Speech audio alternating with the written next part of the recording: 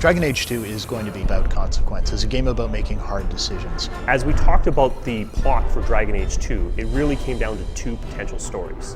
One, which felt a lot like Dragon Age Origins, and the second, which delved into a lot more about the actual lore and history of Dragon Age 2. The second option was the tougher option to tell. But we felt that Dragon Age needed to explore some different directions and some different ways to tell story. Hawke, the man or woman that the player steps into the shoes of, is a refugee, someone who escaped the Blight and spawned a legend. Hawke is going to be a different character based on the actual dialogue options you pick. And that was a lot of fun trying to come up with the good guy character who's going to sacrifice himself to do the right thing for others, and the much more aggressive, I'm going to, do whatever it takes kind of character. And of course it wouldn't be Dragon Age without the snarky, sarcastic humor. She fills her days making poisons and cake. Tell me you didn't try the cake. How did he rise to power? How did he become the champion of Kirkwall? What's brought the city and later the entire world to the brink of war? These are questions that need to be answered. It's like one of those moments in history where people will talk about for centuries afterwards that I knew someone was there, or read stories about the people who were there. So the player gets to be there at that pivotal moment. So we got together to talk about ways we could do this, the way we could tell a decade worth of history in a single game. And out of those explorations, that's where the frame narrative came from. A story within a story became key. This is a technique you see in The Usual Suspects, you see it in Princess Bride. It's being told from the perspective of a character named Varric. He's a dwarven rogue storyteller. I've had gentler invitations.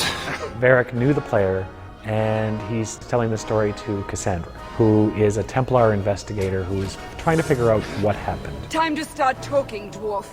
They tell me you're good at it. But he doesn't always tell the truth. Sometimes he begins telling the legend, the story that everybody knows about this character, Hawke, that was larger than life. Bullshit. That's not what really happened. When a book or a movie does a frame narrative, the narrator knows how things are going to turn out. But in a video game, we can't know that, because the way you choose to play is going to affect the narration. And what's so very cool about this is, while we can't really take credit for frame narrative, it's been used for hundreds of years, I think this may be one of the first, the truly interactive frame narratives. Thus began the champion's first year in Kirkwall, settling his debts with the mercenaries. That's when I first met the champion. In Dragon Age Origins, you traveled across the land, but in Dragon Age 2, you're traveling through time. We're focused on a more specific area. You see it over time, you see it evolve, you see it change. This, I think, gives it more depth. Relationships can develop over a period of years rather than just weeks or months. Been a while, hasn't it? I've been keeping an eye on you. On one hand, an adventure tale isn't necessarily about romance, but on the other hand, what adventure tale, what science fiction or fantasy tale have you ever seen that didn't have some element of romance? Wait, you're not thinking of bringing feelings into this, are you? And we were able to take them in some pretty wildly different directions, from virginal girl next door to crazy up against the wall, let's have it on right here. And one angle that we haven't really targeted before is the sense of family. The sense that Hawke is not some character who just washed up on a beach with no history, nothing to back him up. He's got a mother, he's got siblings, and they come with him. Will we see rivalry? Yes. Will we see jealousy? Yes. Will we see genuine affection? Yes. We're running from your bloody Templars. I'm in charge. You do what I say. Right, brother.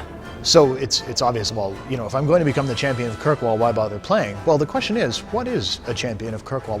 Is there a political significance? Do I command an army? Have I got some sort of superpower that no one's told me about? And in a lot of ways, how you choose to play will help define that. It would have been very easy for us after Origins to sit on our laurels and just do what was already successful and not try anything new. But I think the thing that Bioware does that's great is we're always interested in evolution.